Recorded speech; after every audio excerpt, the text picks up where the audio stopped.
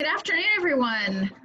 Thank you for joining us today. I'm Vicki Walgast, President of the South Kansas City Chamber of Commerce, and today is our candidates forum for our Senate race candidates in the 7th District and the 9th District.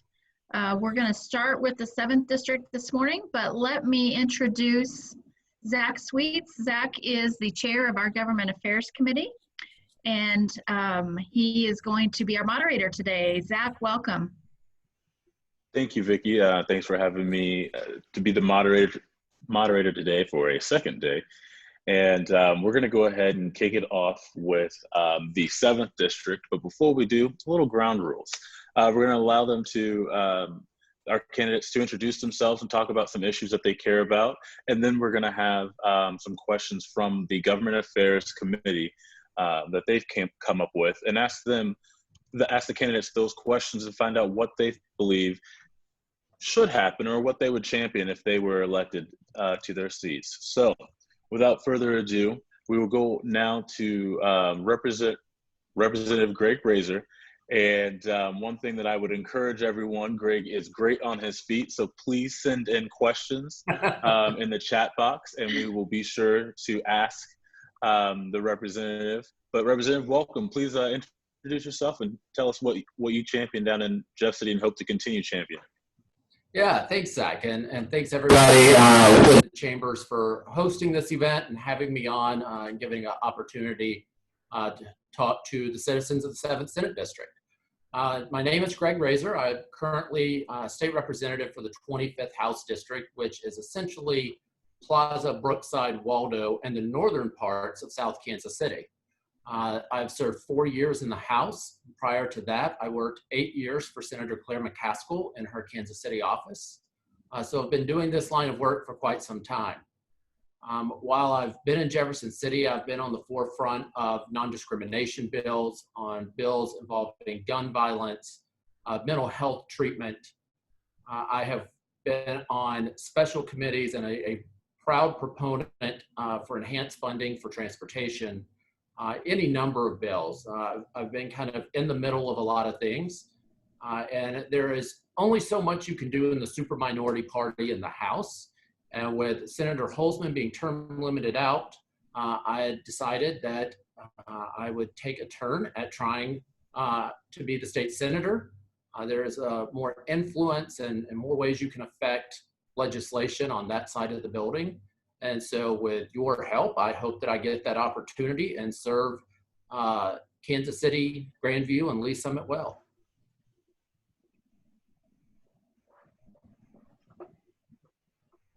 We can't hear you, Zach. You're on mute. You know, that happened once or twice yesterday, and I thought I had that down. But let's go ahead and dive right into the government affairs questions. And the first question really, you touched on it briefly there for a sec. What actions do you think the legislature should take or possibly could take that would actually help curb some of the rising violence and especially homicide rates in our cities? You know, I think that's going to be one of the 2 or 3 biggest issues that we're going to face coming up in the next legislative session. And I kind of look at it in 2 different approaches. And of course, there's probably 1,000 approaches to take. But the 2 that I kind of think about, one is just the number of guns that are on our streets. It is absolutely ridiculous, and how those guns are getting into certain people's hands. So one of the bills I've introduced for several years is a piece of legislation intended to close the gun sale loophole. Let's say, for example, I wanted to sell Vicki a gun right now. We could meet up in a parking lot somewhere. She hands me cash, I hand her the gun, and we drive away, and that's perfectly legal. My bill would say you can still do that, but just run to a licensed firearm dealer, run a background check first. Make sure that as a responsible gun owner, I know that I'm selling to a responsible gun owner. Another piece of legislation I introduced is a red flag law. For those of you who may not be aware of what that is, the best way to explain it is through an example of, let's say you have a domestic violence situation. Husband is abusing his wife, his girlfriend. and then threatens to kill her. She can call the police, say, my husband's threatening to kill me. He has all these guns in the house. They can go, the police officer and the wife or girlfriend can go before a judge and get a temporary order to remove those guns, sort of a cooling off period. The same can be true if family members go to a judge, if one of their family members might be having a mental health issue. So those are two ways that I think we could look at it. The bigger picture that we have to look at is really looking at a more holistic approach of why the violence is happening in the first place and who is responding to these issues. So I'd never thought of this in these terms until the other day when I was listening to a podcast and someone said, in the United States, we're already doing this. So put that aside for a second. First, we use the police to handle almost every situation that occurs on our streets, in our homes. It's police that show up and maybe handcuff someone. Well, sometimes perhaps what we need is a social worker to go handle it. Perhaps sometimes we need someone more specialized than the police. And we as a society are already doing this in other realms. We're doing this with drug courts. We're doing this with veterans courts, where we realize this isn't a bad person that needs to be locked up. This is a person who needs help. We see this with the opioid crisis. We need to start looking at some of the causes of crime, and that's poverty, etc. But before they escalate out of hand, maybe sometimes we can find folks and get them out of that that cycle of life before it becomes violent. So I think there's a lot of things we can look at, but I'm excited about the opportunity of looking at this as a more holistic approach instead of simply sending a police officer every time. When we're looking at issues that are popping up around the state and things that the legislature could assist with, you hit the nail on the head, taking a holistic approach. And that actually is a perfect segue into our next question of, given the dire needs of both physical and behavioral health care in the state, especially today, what is your position on Amendment 2 and why? First of all, I want to encourage everyone who is watching this, vote on August 4th. I would be honored to have your vote, but please vote yes on Amendment 2. We need to expand Medicaid. And to explain why we need to expand Medicaid, I think we need to go back and remember kind of what that originally meant. So that was part of the Affordable Care Act. And if you think about how health insurance was set up immediately prior to the passage of that, for the most part, and there's always a few exceptions, but for the most part, Americans got their health insurance one of three ways. You had senior citizens on Medicare. You had a large portion of people who were fortunate enough to have jobs that provided private health insurance or were wealthy enough to buy it on their own. And for the very poor among us, we had Medicaid. But there was a gap that existed between people who were poor enough to qualify for Medicaid, but not wealthy enough or fortunate enough to have a job that provided private health insurance. And so the idea was we set up these pools, and we get more people who can afford private health insurance. And then for the remainder, we increase the number of people who qualify for Medicaid. Well, we actually did this part, but Missouri has never done this part. So in Missouri, we still have this gap of folks without health insurance. When they get sick, they likely don't go to the doctor because they're not going to be able to afford to pay the doctor bill. Their health continues to deteriorate. It finally gets serious and they go to an emergency room. At that point, it may be too far gone. So the care that they receive isn't going to be as good as it could have been had they gone originally. That hospital is then going to send them a bill, which the person can't afford to pay. So now collection agencies are involved. The hospital never gets their money. The patient never gets out of debt. And it's this vicious circle that continues to arise. So while it's important for the health of all of our citizens, this is an issue that may actually be more important to rural communities, because it's now something like 11 rural hospitals have shut down. And it's because of this gap. They are taking care of their neighbors and aren't getting reimbursed for it. These are folks that, are working at the Casey General Store. They don't have health insurance and they can't afford to pay the $1,000 doctor visit bill. And there's only so long the hospitals can stay open.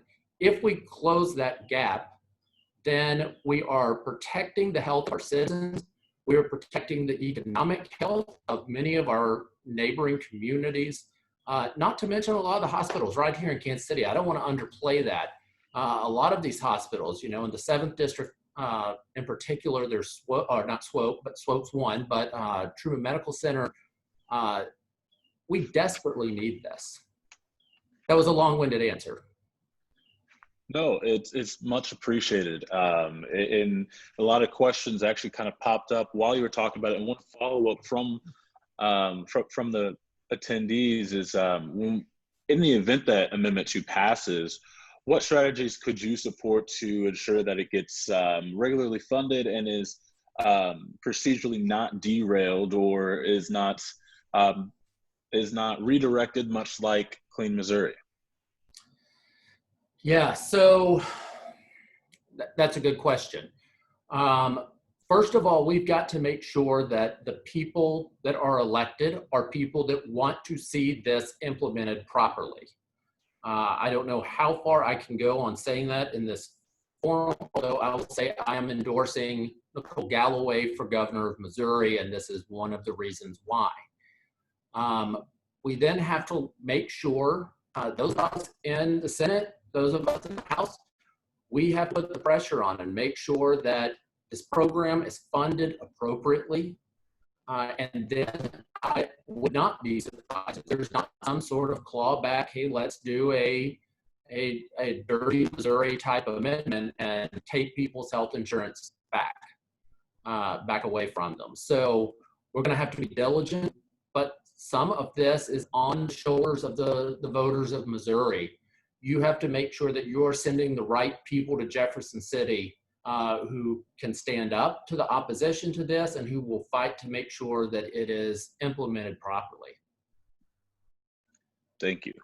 The next question that we have is actually regarding education, and the conversation, much like, well, expanding Medicaid, this conversation has been around where we're talking about the expansion of charters outside of Kansas City and St. Louis. Charter schools, we've seen results of the innovative education practices for the students, but we also have seen that it creates a duplication of administrative overhead that smaller districts, both rural and urban simply cannot support based on their tax base.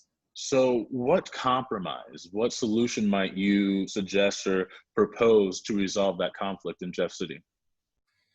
Yeah, so this is one of the most hot button issues that we ever bring up in Jefferson City, is the issue of anything related to public charter schools.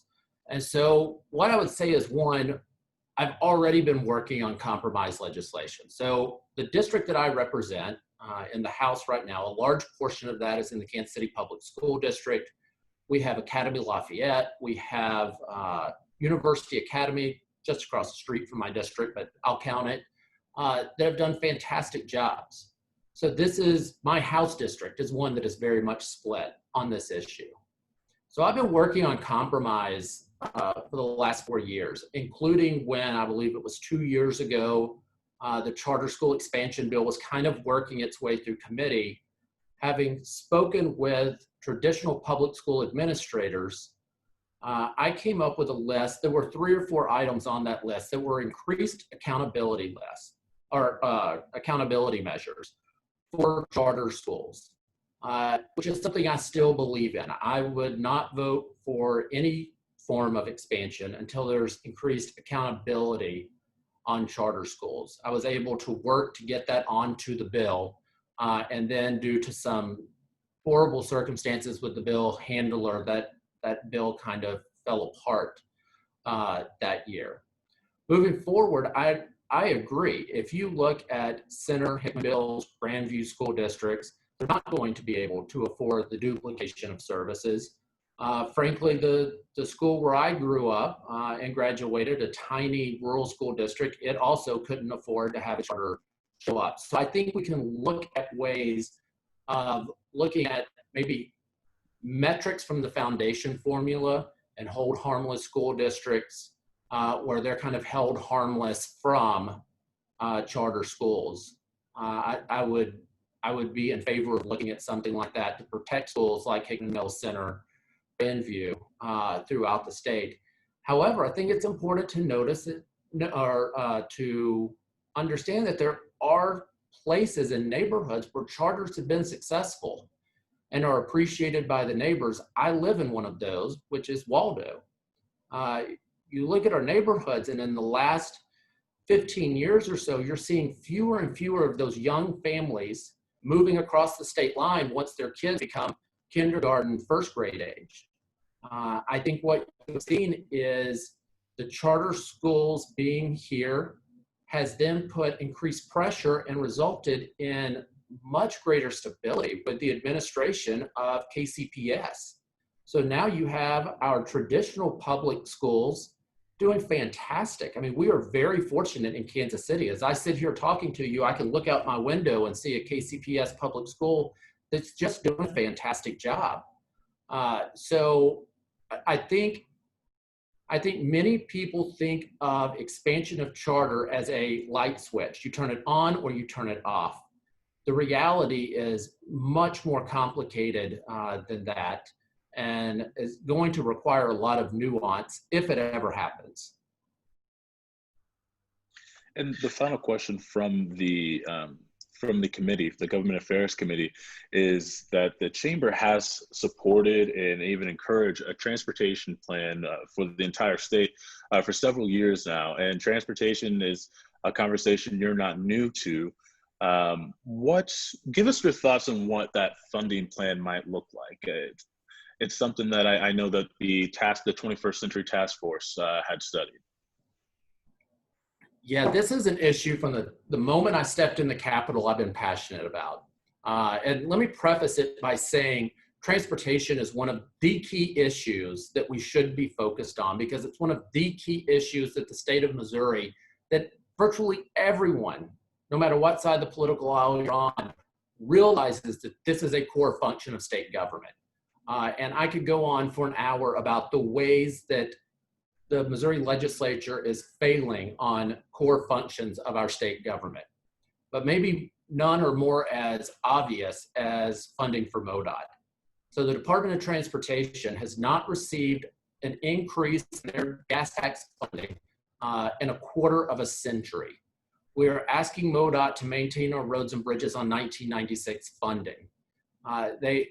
They are doing everything they can, and quite frankly, I'm amazed at how good they're doing. But eventually, we're going to have to bring them into the 21st century. So I was a big supporter of the gas tax that was on the ballot a couple of years ago. We increased it, the state gas tax from 17 to 27 cents. That would have brought in a lot of much needed money. And as Director McKenna, the director of MoDOT, said, it would kind of, had we passed that, won the decade, maybe won the next 15 years. Because if you look at all the studies, we have about 15 more years of where the gas tax really works. Because as cars become more and more fuel efficient and then cross that line to being more and more electric, the gas tax no longer works. So now we really need to figure out short-term fixes so that MoDOT can continue to bring us into the 21st century between now and that point where the gas tax no longer works. We need to be also figuring out what in the world are we going to do when that day happens. I've heard, there's a lot of different ideas of just greatly increased fees when you buy your car, register your car, license your car. one that I'm not a fan of is essentially tracking how many miles people drive, and you pay by mile regardless of vehicle. One that I love, that I believe it was a representative from Tesla that said this, that they had found a formula. So imagine a day when we get rid of the gas pump and replace it with an electric pump, if you can imagine that. They had figured out a formula that X amount of kilowatt hours equals 1 gallon of gas. That energy produced gets you the same amount. And so essentially we never get rid of the gas tax. It just becomes an energy tax. And so you would pull up and you would pay, instead of by the gallon, by the kilowatt hour. So we've got to come up with a short-term solution. It's got to be something that, you know, we can get done through the legislature, but we've got to start thinking long-term. And that's not something that, you know, for the last 20 years, Missouri legislature has been known for doing well. Well, Representative, all I have to say is slap a Powered by Evergy sticker on the back and let's get these pumps. You all would love that. Well, Representative, thank you very much for joining us. I know that we've gone a little bit over time, but we wanted to give you an opportunity to really talk more about, talk in depth about some of these education, transportation. And so just thank you for joining us, and best of luck in special session. Thank you very much, and I appreciate the opportunity to visit with you all. Take care. We are going to go next to Senate District number 9. Senate District 9, much like Senate District 7, had a senator term out, and so we have brand new, fresh slate coming in to run for this seat. And just a real quick review, we're going to give our candidates 2 minutes to talk about what's important to them and also introduce themselves as well. That's kind of important. Then after that, we will go ahead and ask some questions from the Government Affairs Committee, and we will give each of the candidates 1 minute to answer those questions. And then time allows, we will have some questions from the attendees at home as well. So we have with us State Representative Barbara Ann Washington, and also Councilman from Raytown Councilman, Alderman Ryan Myers. So I would say normally let's give a round of applause to welcome, but that I don't have that button tonight. So we'll go ahead and allow Representative Washington to introduce herself, and then we'll move on to Ryan. Hi, I am Barbara Ann Washington. I am currently the state representative for State House District 23, which has the heart of Kansas City's most prized possessions, our museums, the Jazz Museum, the Negro Leagues Museum, and we're the heart and home of jazz and Kansas City barbecue.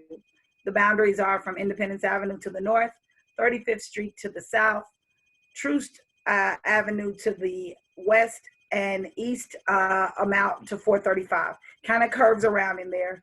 I'm a Kansas City native, went to Kansas City Public Schools, grew up in the community that I represent now. Graduated from Southwest High School, went to Lincoln Academy when it was a brand new magnet school, went on journalism scholarship to the best journalism school in the world, University of Missouri in Columbia, and then came home and went to law school, and I have an MBA. I've practiced for 20 years. I also serve as a board trustee on the Metropolitan Community Colleges. And thank you all for having us. Thank you, Representative. And Alderman Myers. Hi, everyone. My name is Ryan Myers, and like Zach mentioned, I currently serve the city of Raytown as Mayor Pro Tem, as well as just a normal city councilman. So I was born and raised in South Kansas City. I have a degree in economics from Kansas State University. And, you know, I'm a lifelong member of my church. Connection Point used to be First Baptist Church of Raytown. So my day job is I'm currently a commercial real estate appraiser. But in my political life, you know, I've been able to pass some meaningful legislation, which has, you know, it's made our neighborhoods safer and cleaner in Raytown. It's also saved our taxpayers millions of dollars. You know, and I was also influential in the development of our Board of Aldermen Ethics Code, which has brought transparency and accountability to local government. And I'm hoping I can bring all of these same things to all of District 9. Thank you. Ryan, we'll go ahead and jump into questions and start with you, and then we'll kind of bounce back and forth here. But the first question that we'd like to, that the Government Affairs Committee is curious about is, what actions do you think the state can take, should take, that would be most effective in reducing our city's sharply rising homicide rate? You said this one's for me first? Yes. Okay. I think first and foremost, we definitely need mental health funding. We need increased mental health funding. This goes back to what occurs at home. This is a socioeconomic thing, and I think that it stems from home. So if we can get adequate mental health funding, that will help. Additionally, I think we need skills programs, whether that be vocational, college. We need to tell our young people that the busier they are, the less of a chance that they're going to have a life of violent crime or crime in general. We got to get these people jobs and mental health, and I think that's a great start on how to curb some of this crime in the city. Representative, same question. One, I do think we need additional resources. Mental health is definitely top on my list, which is why I had a bill that passed this year for mental health. And back Saturday, just hosted a mental health awareness seminar for the 6th year. But we also need to focus on additional funding for our inner city schools and funding for our homeless students. And we need gun control. We need real gun control that comes from Jefferson City, so that it's not as easy to get a gun. It's not as easy to get an assault weapon. It's not as easy to get the bump stock to make your gun even more dangerous. And those are the things that we can do in Jefferson City, especially if we have the backing of the governor, who wants to really see true, valuable, safe ways to reduce our violence. Thank you. And we'll stay with you, Representative, as we go to the next question. And both of you talked about the need for essentially a well-rounded approach. And one approach to healing our communities would include the physical and behavioral health care that is provided to them. When we're looking at Amendment 2, which is Medicaid expansion, Representative, do you support that amendment, and why or why not? I definitely support Amendment 2 because, one, it's going to provide about 220,000 more Missourians with access to health care. Contrary to popular belief, it's not going to break the bank with our Missouri budget. We will get a lot of funding from the federal government for that, but also what it will do is people will go back to work knowing that they can still get health care, and it will save us money from people going to the emergency room, because with healthcare, you can go to you can have your own provider, you can go to clinics, and some of those health costs that are more exorbitant by going to the hospital can be saved. But more importantly, we can give people health care. It is so important. Without good health care, we don't have a good community. And so we need people to be healthy so that they can be impactful and viable citizens. Alderman, same question to you. You know what? I am in total support of Medicaid expansion. One thing this will do is, like Representative Razor said earlier, our rural hospitals are shutting down. This is going to make sure it's going to promote job growth in our rural communities. It's also going to give health care to the people in the urban communities. The Affordable Care Act, I can't talk today, it's not a good day. So that frees up a lot of money for mental health, which kind of goes back to the first question that you asked, Zach, about crime. That would increase funding for mental health. And, I'm in full support of it. And I think it's going to make a great investment in our community. Thank you. Let's turn now to education and the conversation of Medicaid expansion, charter school expansion, and expanding charter schools outside of Kansas City and St. Louis. And we know that that charter schools have innovative approaches to education that allow for better results, but also we see that there's a duplication of administrative overhead for smaller districts in both in rural and urban communities that put a strain on their tax base, or really their tax base might not be able to afford. Could you, and we'll start with you, Alderman Myers, can you tell us what solutions, what compromises could be offered that you would support or that you would also put forward yourself? I mean, the main thing to take away from this is tax dollars are being spent without taxpayer input. I think that's probably the biggest issue that I've talked to, with people at the doors. It also makes for a lack of transparency and accountability. Taxpayers, they pay taxes. They want to know where the tax dollars are going. Charter schools, it just doesn't work like that. I think that's an option for compromise. I serve as the city's liaison to the Board of Education for the Raytown School District, and I know they're just as concerned because they have taxpayer money that they need to have their kids well educated. So I think there is a compromise, but I think it needs to involve taxpayer input. And Representative, same question to you. What kind of a compromise could be offered if you were to be in the Senate when discussing charter school expansion? Well, first and foremost, the 3 years I've been there, charter school expansion has come up on the board. And I will tell you that of the 40 some odd new representatives that were elected in Jefferson City in 2018, their communities are telling them that they don't want charter school expansion. They don't want it. And my family is from a small town. They're from Blackburn, Missouri. That school closed down for not having enough funds already, and my family had to travel 20 miles to Marshall, Missouri. If Marshall, Missouri had charter schools, Marshall, Missouri School District would no longer exist. So there could be a compromise, but I think that has to come from the voters in those communities. And those voters are telling their elected officials that they don't want charter school expansion.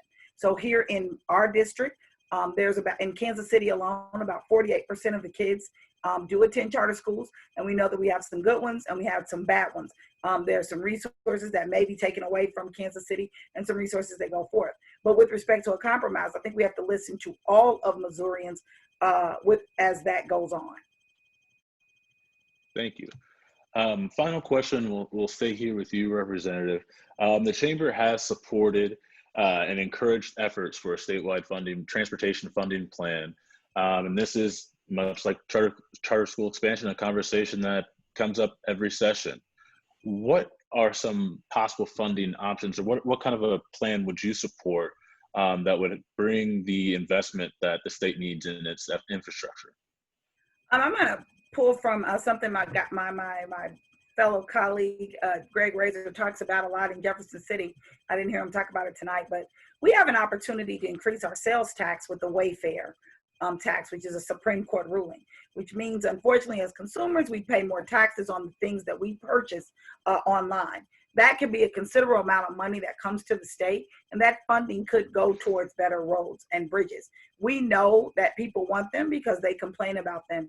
I drive back and forth to Jefferson City at least once a week. I am scared every time I cross that bridge in Rocheport.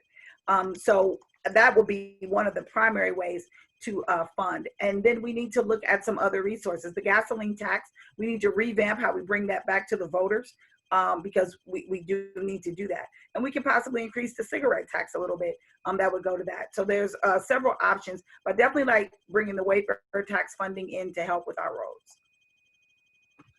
Alderman Myers? Pretty much the same answer. We need to increase the gas tax. I'm fully supportive of that. It's been a while. We need to make sure the Wayfair tax is passed, and we need to increase the tobacco tax. Those are three simple ways to bring additional funding for our roads and transportation, and I think it's a good start and a temporary fix, Band-Aid, if you will, until gasoline cars are slowly phased out. Absolutely. Thank you. At this time, I'm actually going to toss it back over to Vicki. I believe we have another question. Good afternoon. I want to just ask both of you a quick question. The South Kansas City Chamber, we manage the Martin City Community Improvement District. And I know over the last couple of years, there have been lots of proposals to make changes to CIDs and TDDs and how they're operated. we feel like we've been very successful with Martin City and done a good job of managing it and use those funds. And I know just most recently in the last session, the governor vetoed a bill that would require the entire city, not just the district, to vote on any formations or tax increases. I wanted to get both of your thoughts on CIDs, and do you feel that changes need to be made about how those are operated? Representative, do you want to go first? I'll be happy to go first. I'm fine. One, I'm all in favor of CIDs. I think they're important. The Northeast Chamber of Commerce manages the CID for Independence Avenue in my district. They've been very successful. I believe that the challenge of making an entire city vote for something that is specific to a community that is willing to invest in that CID and will get the benefits of that CID is difficult. However, it's not impossible. On the east side of Kansas City right now, we have the Central City Economic Sales Tax, and that was a tax because of the statute that it came from. The whole city of Kansas City had to vote for.